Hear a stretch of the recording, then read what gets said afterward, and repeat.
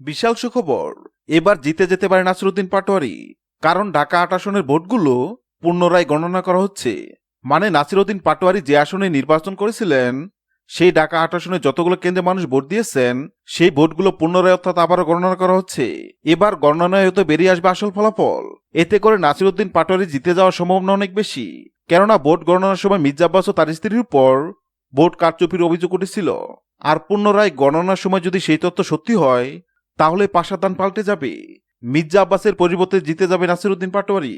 হ্যাঁ দর্শক, ঢাকা ৮ আসনে আপনারা নাসিরউদ্দিন পাটোয়ারি নাকি মির্জা আব্বাসকে চান, অবশ্যই কমেন্ট করে জানাবেন।